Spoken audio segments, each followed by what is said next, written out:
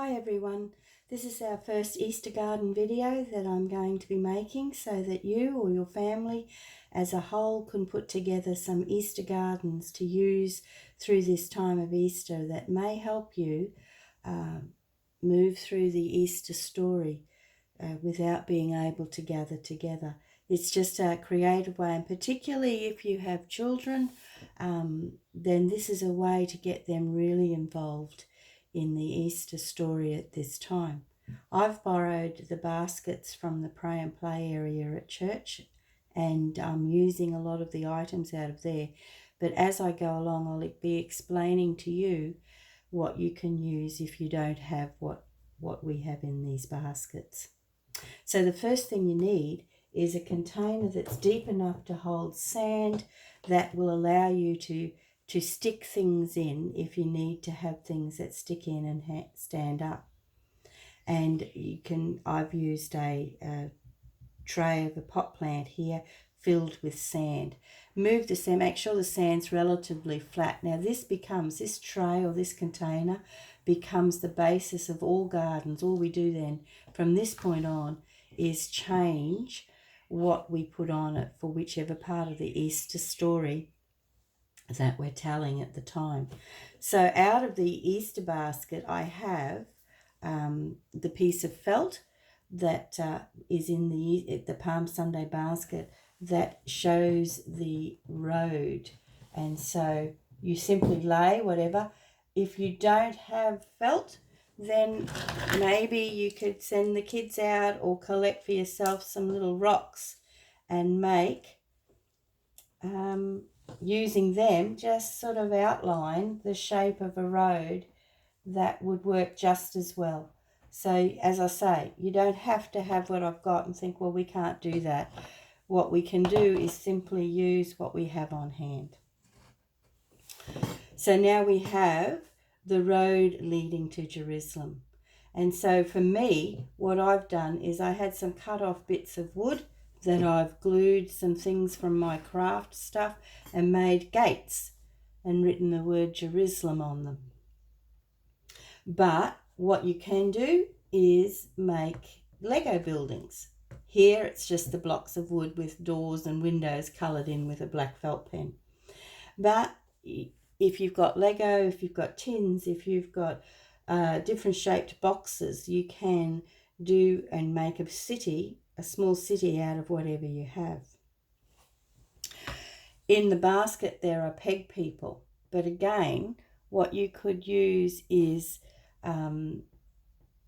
pipe cleaner people, sticks from around the yard, paddle pop sticks that have got faces and clothes drawn on them. Whatever you have on hand you can use, and then you just push them into the sand to create the crowd that lined the road and welcomed Jesus that first Palm Sunday. Then we need a donkey and we need Jesus. Now you'll notice that nothing's in proportion, and that's okay if you're putting this together. What we're doing here is simply telling the story. For instance, our people at this point's the same size as the buildings, and when I show you my donkey and Jesus, they're actually bigger than the buildings. But what the people did was they had palm leaves.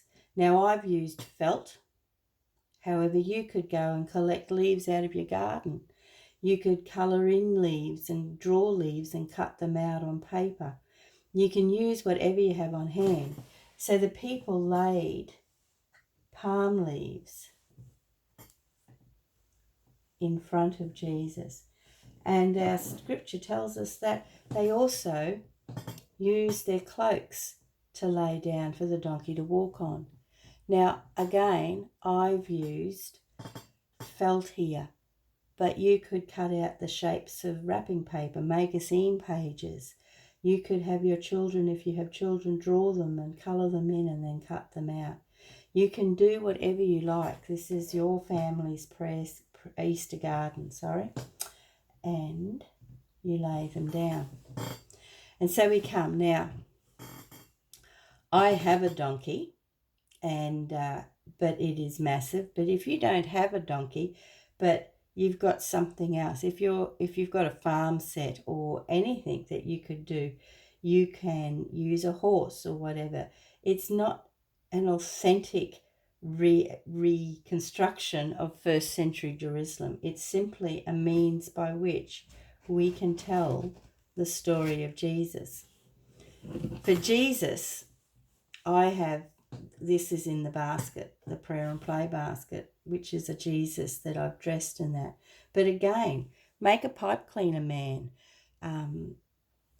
Do something else. Maybe you've got a Lego figure in your house that you could use. It doesn't need to be anything. It just is telling the story. And you set Jesus, and there we have a completed Palm Sunday Easter garden. This is a garden that you'll be able to, and as you to look at, to think about the events of that day, read the passage from the Gospels that talk about the day. As you make it, if you're making it with children, then you can talk about it in depth. Let the kids, nothing here is breakable, nothing here is dangerous. So what you could do is, it doesn't matter if they come along and play with it so that they can retell the story of Palm Sunday. It's an interactive way of being able to bring the story alive for your family. For Jim and I, this will sit in our prayer space that we've created to help us focus on this part of the Easter story. So if you'd like to try this is just one idea of what you can do. And as we move through the Easter season, I'll be putting together more videos to do different parts of the story and showing you how you can create those at home using some very simple items and a dish of sand. Bye.